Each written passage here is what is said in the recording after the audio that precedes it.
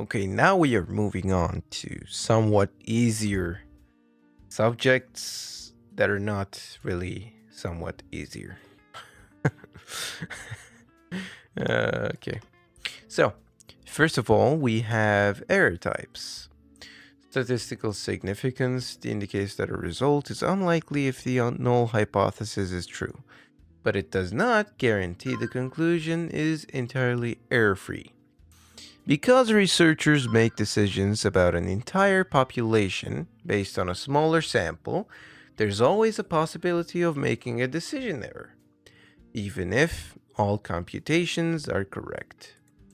There is the type 1 error, which is a false positive, and there's a type 2 error, which is a false negative. So, the way to describe a type 1 error would be if you ran a test on a man. A man comes into a hospital clinic. He says, "Look, I'm feeling bad." And then you run a pregnancy test on him, and it comes out positive. And then what happens? You call him pregnant. Why? Because the tests say so. I mean, you must be pregnant. But there is one quick little caveat: men cannot be pregnant. Well, it is the 21st century, but still, biological men cannot be pregnant. So, this is what we call a false positive, which is signified by alpha, which looks like this, which is just an A. If you set a lower, stricter alpha, it reduces the risk of type 1 error. What does this mean? If you set your alpha to be lower, it's more unlikely that you will get a false positive. So your threshold for rejecting the null hypothesis is lower. But the risk of this is that you may be unable to see actual results. So for example, you made a pill and your pill is actually working perfectly. But the issue is you set your alpha too low, so it can never reach that cutoff point. So even though you found a cure for cancer, it's never going to get approved because your alpha is very low. Yes, you cannot get a false positive, which is great, but you're getting a false negative every time, which just brings us into the type 2 error, which is failing to reject a false null hypothesis. No effect exists, but researcher concludes no effect exists, but actually an effect exists. So it's quite costly in applied fields. So effective therapy might be dismissed or ignored if it's not lenient. If you use a more lenient alpha, like 0.10 or 0.20, it decreases type 2 errors, so you are more likely to reject the null hypothesis, but it increases type 1 errors. These are like this, if you extend one of them, the other one goes to the other side. If you extend this one, it goes to the other side. So they are both interconnected, but not the same thing. I don't know if it makes sense. But alpha plus beta is not 100. I don't really understand how that works. But beta is tied to alpha. So we have something else, which is effect size. A statistical significance tells you if an effect likely exists through the p-value. But an effect size tells you how large or practically important that effect is. It measures the magnitude of difference between population means by measuring the distance between them. You see, we have two data. For example, let's take this blue one as the initial state of the null hypothesis, I guess, or the population parameters. And this yellow one is the sample that we conducted. You see this overlap is very small. It means this is practically important. You see this yellow part that is not intersecting with the blue part.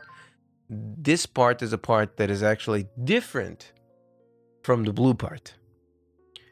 So it's the part that is differing from the population normals. The standardized effect size is calculated through Cohen's d. I guess a guy named Cohen decided to make this parameter called d. We need to standardize it, okay? Studies often use different scales and making comparison is difficult. Standardizing allows the researchers to compare results across various studies. What you do is you take the means, you subtract them from one another. Subtracting is essentially taking the distance between them. So you subtract the mean of this, and from the resulting number, you divide it by the standard deviation of the population.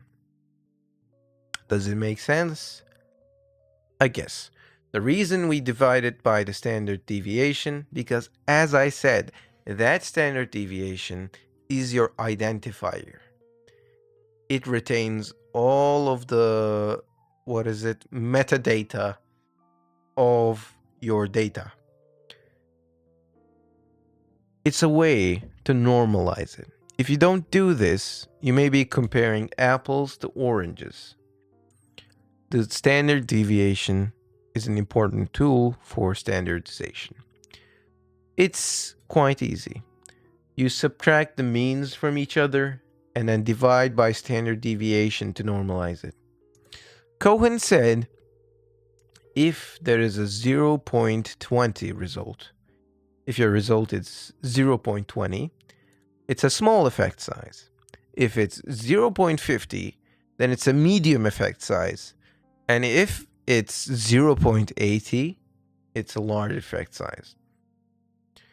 These are like 0.80 and above is a large effect. You get it? Meta-analysis. I hope this is clear. If you have questions, you can ask me. Meta-analysis is a statistical method that combines the results, specifically the effect sizes, from many different studies. Unlike traditional literature review that simply describes and evaluates studies, meta-analysis statistically integrates them to provide an overall, more reliable effect size estimate. I don't know what this means, but essentially, it means if you see meta-analysis being mentioned, it means that you're taking a bunch of reports, a bunch of tests, a bunch of studies, and then you are combining the effect sizes from them. Statistical power is the probability that a study will successfully detect a real effect if it exists. So in programs like SPSS, you plug in your numbers. You say, I want a cutoff of 5%. I'm measuring this. I'm putting this parameter. And then the program says, this is your power. The calculations are immense, I believe. So it would be kind of hard to mention how it actually works under the hood. I'm not really sure. I didn't look it up. I just know that programs give you your power. But what is important is your power plus a type 2 error, or your beta, gives you 1. So it's rated from 100% to whatever percentage you have. So if your type 2 error is 17%, then your power would be 83%. Okay? To increase your statistical power, You can make your effect size larger. A larger expected difference between means makes it easier to find a significant result. You can also use a larger sample size, which is highly influential. You can see more participants narrow the distribution of means, reducing standard error, minimizing overlap. More lenient significance level, which is your alpha, moving from a strict alpha to lenient, expands the rejection region. Because your alpha is lower or higher in this case, because this region is higher, you don't need as much power because your chances of rejecting the null hypothesis are higher. But of course, as we discussed, if you increase your alpha, the chances of you getting a false positive are also inflated. If instead of a two-tailed test, you use a single-tailed test, then it also yields higher power than testing in both directions. So to increase your power, use larger effect size, lenient alpha, larger sample size, or one-tailed test. My nose is scratchy. We can also interpret the results using power. If you get a significant result, but you are using a small sample, it means that potentially a strong effect was found despite the low sample size. So this means the true effect size is probably quite large. So you evaluate practical importance. If you have a significant result but a large sample size, a massive sample size can make tiny irrelevant effects seem statistically significant. Interpretation is that very small effects can trigger significance. Assess practical relevance. You just generally assess the practical relevance. If you get a non-significant result plus a small sample, you're very weak study to detect an effect. You don't have enough people to detect anything significant. Research hypothesis might be false, or the study was too weak to find a real effect.